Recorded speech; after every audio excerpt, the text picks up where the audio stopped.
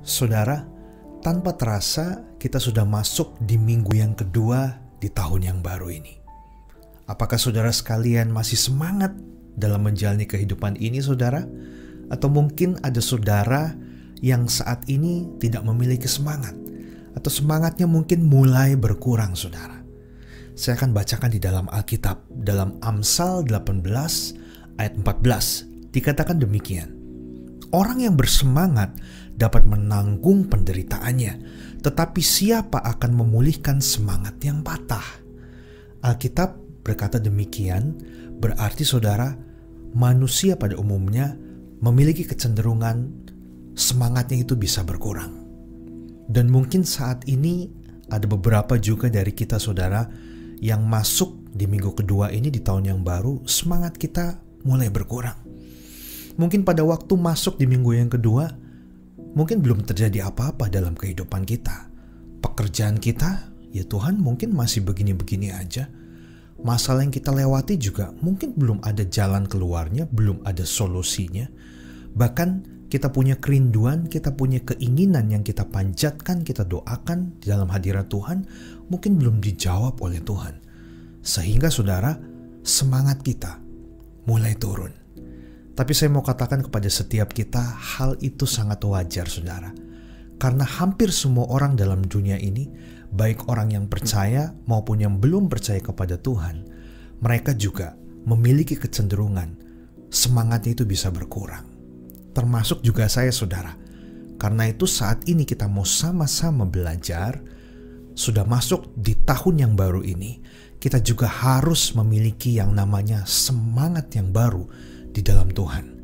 Sehingga pada waktu semangat kita mulai berkurang, kita harus segera warning, kita harus segera sadar, minta pada Tuhan memampukan setiap kita supaya kita bisa kembali bersemangat menjalani kehidupan ini, saudara. Nabi Elia pun mengalami penurunan semangat pada waktu dia berjalan bersama dengan Tuhan. Saya katakan pada waktu ia berjalan bersama dengan Tuhan, saudara. Berarti pada waktu Nabi Elia ini melayani Tuhan dalam rangka menunaikan setiap tugas yang Tuhan berikan dalam kehidupannya. Seorang nabi loh, saudara. Nabi Elia, siapa yang tidak kenal dia? Tapi dia pun pernah mengalami titik yang rendah dalam kehidupan ini, saudara. Dikatakan di dalam 1 Raja-Raja 19 ayat 4. Tetapi ia sendiri masuk ke padang gurun sehari perjalanan jauhnya, lalu duduk di bawah sebuah pohon arar. Kemudian ia ingin mati. Wah, ini luar biasa, saudara. Elia berkata, "Cukuplah itu. Sekarang ya Tuhan, ambillah nyawaku, sebab aku ini tidak lebih baik daripada nenek moyangku." Saudara bisa bayangkan, Elia ini baru melayani Tuhan, baru mengadakan mujizat loh bersama dengan Tuhan, mengalahkan nabi-nabi Baal, saudara. Tetapi ia bisa berkata demikian. Berarti, saudara, kita bisa menilai ada sesuatu hal yang terjadi di dalam kehidupan Elia, di dalam hati Elia, sehingga membuat ia menjadi patah semangat. Sampai ia minta kepada Tuhan, "Cabut saja nyawaku Tuhan saat ini juga." Ini adalah kata-kata orang yang frustasi, orang yang benar-benar depresi, tidak punya harapan lagi, semangatnya patah, sehingga ia bisa berkata demikian. Ini kelasnya sudah nabi loh, saudara. Nabi Elia ini nabi yang besar sekali, kita tahu, saudara. Kenapa Nabi Elia ini sampai bisa berkata demikian kepada Tuhan?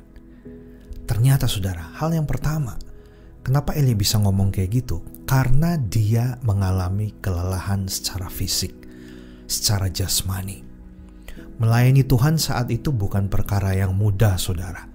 Apalagi dia harus melintasi jalanan yang ada saat itu, iklim yang ada saat itu. Bahkan dia harus naik gunung, saudara, untuk mencari Tuhan, melayani Tuhan. Tidak seperti sekarang, saudara. Sekarang kita bisa menggunakan transportasi yang ada, mobil, motor. Saat itu belum ada transportasi apa-apa, saudara. Dan kebanyakan Elia saat itu dia berjalan. Nah, secara fisik dia lelah, melayani Tuhan secara terus-menerus. Kadangkala juga kita rasakan hal itu, saudara.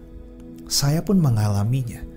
Pada waktu saya menjalani kehidupan saya, pada waktu saya menjalani pelayanan yang ada, pekerjaan yang ada yang harus diselesaikan, saudara, kadangkala fisik saya, jasmani saya pun merasa kelelahan. Sehingga saat itu mulailah muncul pikiran-pikiran yang kurang baik, saudara, yang akhirnya bisa mematahkan semangat kita. Lalu yang kedua, kenapa Elia bisa berkata demikian? Karena ia telah merasa gagal membuat bangsa Israel itu bertobat, berpaling kepada Tuhan. Ini berbicara tentang apa yang sudah Elia lakukan, demikian banyaknya metode-metode, cara-caranya, khotbah-khotbahnya, peringatan-peringatannya, saudara, yang diberikan kepada bangsa Israel. Tetapi bangsa Israel ini tegar tengkuk. Tidak ada perubahan yang sangat signifikan. Nah, saudara, kadangkala waktu kita menjalani kehidupan ini berbicara tentang ekspektasi. Kita sudah melakukan banyak hal yang menurut kita itu baik, yang menurut kita, ini Tuhan, saya sudah lakukan yang menjadi bagian saya, sesuai dengan kemauan-Mu, Tuhan. Tapi setelah kita melihat realita, setelah kita melihat hasilnya, mungkin belum seperti yang kita harapkan. Disitulah kita mulai kecewa. Disitulah semangat kita mulai turun, saudara. Yang ketiga, saudara, kenapa Elia bisa berkata demikian? Karena ia merasa kesepian, ia merasa sendiri. Sendiri dalam hal apa? Sendiri dalam melakukan kebenaran. Orang lain seakan-akan tidak mendukung dia dalam melakukan kebenaran, dalam berjalan di tracknya Tuhan, saudara. Saudara pernah merasakan hal ini? Saya pun pernah mengalaminya, saudara. Di mana pada waktu kita mengalami pergumulan masalah dalam hidup ini, dan kita melihat orang yang ada di sekitar kita, mungkin orang yang paling terdekat dengan kita, kok rasanya seperti tidak peduli dengan kita. Mereka mungkin sibuk dengan kehidupan mereka masing-masing, sehingga, saudara, kita mengalami kesendirian. Bahkan kita mengalami keterpurukan dalam hidup ini.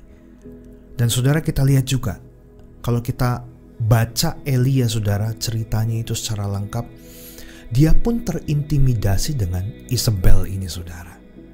Nah, saudara, berbicara tentang intimidasi, kadangkala kita pun mengalami hal ini.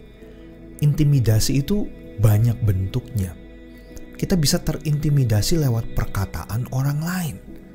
Pada waktu kita mengalami masalah, pada waktu kita berada di titik terendah dalam hidup kita, mungkin, saudara, lalu orang lain bukannya memberikan semangat, tapi mereka malah menjudge kita, saudara.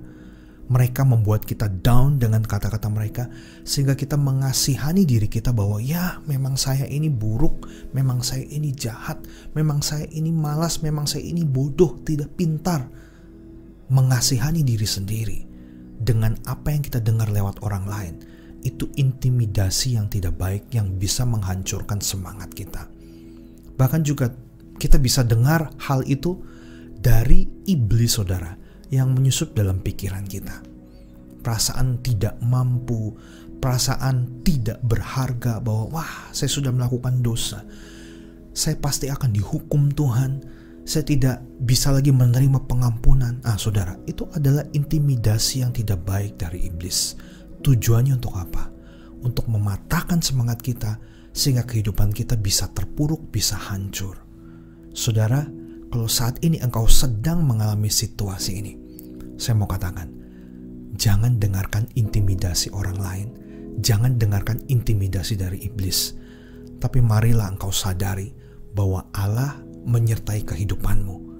Di titik terendah kehidupanmu, saudara, Allah tetap berada di sampingmu, saudara. Lalu bagaimana caranya kita bisa memiliki semangat yang baru, saudara, dalam menjalani kehidupan ini? Hal yang pertama, saudara, yang harus kita miliki, kita harus berani untuk mengambil resiko. Maksudnya apa? Waktu kita menetapkan iman kita, hidup kita kepada Tuhan, bahwa Tuhan, saya ingin mengikut Engkau, saya ingin menaati setiap perintah-Mu, menjalani kehidupan bersama dengan Tuhan, percaya kepada Tuhan, maka kita pun harus mengambil resikonya. Keputusan apapun yang kita putuskan dalam hidup ini, saudara, semuanya memiliki resiko.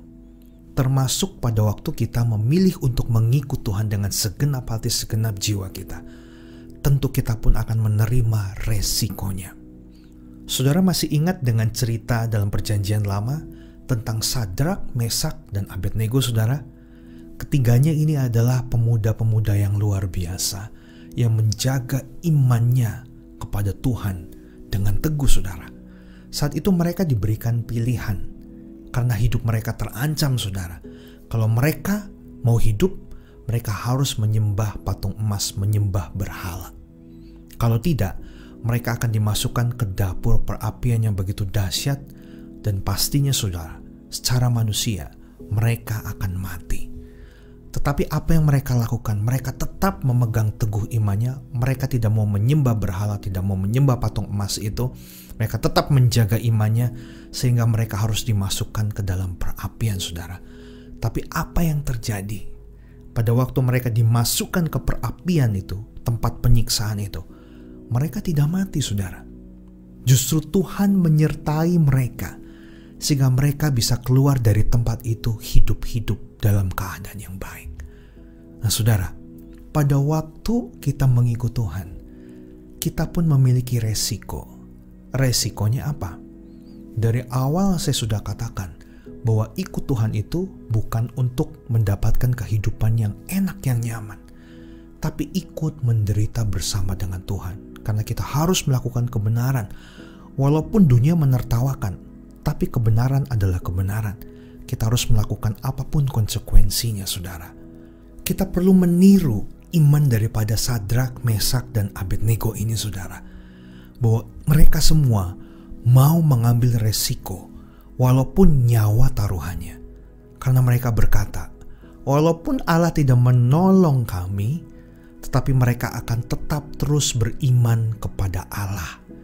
Saudara, saat ini pun kita harus berkata demikian kepada Tuhan dan kepada diri kita. Bahwa Tuhan, walaupun Tuhan tidak menolong saya, tapi saya tahu Tuhan tetap menyertai kehidupan saya. Dan selalu percaya, saudara, apapun yang terjadi dalam hidup kita, itu atas seizin Tuhan untuk kebaikan bagi setiap kita. Mungkin buat orang lain itu suatu kebodohan. Mungkin buat orang lain itu suatu kengerian, penderitaan, saudara. Karena sudut pandang orang lain melihat kita itu berbeda. Tapi kita harus melihat dari sudut pandang Tuhan. Walau kita harus menderita, tapi kalau itu baik buat kita dan baik menurut Tuhan, kita harus tetap teguh, saudara. Pantang mundur mengikut Tuhan. Berani mengambil resiko waktu kita beriman kepada Tuhan. Yang kedua, saudara, bagaimana caranya supaya kita memiliki semangat yang baru di dalam kehidupan ini? Jangan pernah ada kata menyerah. Sesulit apapun, saudara, saya mau katakan, masalah kita itu selalu ada jalan keluarnya. Mungkin beda-beda. Ada yang Tuhan berikan jalan keluar cepat, ada yang lama, atau saat ini belum dikasih jawaban, belum dikasih jalan keluar. Tapi jangan pernah menyerah. Saya akan bacakan di 2 Korintus 4 ayat 8-11. Ini Rasul Paulus yang menuliskan keadaannya, saudara, pada waktu ia mengalami pelayanan bersama dengan Tuhan. Dikatakan demikian, dalam segala hal kami ditindas, namun tidak terjepit. Kami habis akal, namun tidak putus asa. Kami dianiaya, namun tidak ditinggalkan sendirian. Kami dihempaskan, namun tidak binasa. Berarti, saudara, Rasul Paulus pun mengalami berbagai macam kesulitan, penderitaan, saudara. Tapi dari ayat ini jelas sudah ingin mengatakan kepada kita bahwa jangan pernah menyerah terhadap apapun, karena Allah menyertai kehidupan setiap kita, saudara. Penyertaan yang Rasul Paulus alami saat itu, penyertaan yang sama juga yang kita terima saat ini di kehidupan kita. Asal kuncinya satu, jangan pernah menyerah, saudara. Lalu yang terakhir, yang ketiga, Setelah kita berani mengambil resiko, jangan pernah menyerah. Bagaimana caranya supaya kita bisa tetap memiliki semangat yang baru dalam kehidupan ini? Yang ketiga, miliki iman yang teguh kepada Tuhan. Iman ini tidak didasari oleh situasi kita. Waktu hidup kita lagi happy, kita beriman pada Tuhan. Tapi pada waktu hidup kita tidak happy, tidak bahagia, imannya mulai luntur, saudara. Jangan seperti itu. Memiliki iman yang teguh itu tidak dipengaruhi oleh situasi dan kondisi. Sekali kita berkomitmen kepada Tuhan, sekali kita berkata kepada Tuhan, Tuhan, saya mau punya iman yang teguh karena ini adalah pilihan saya.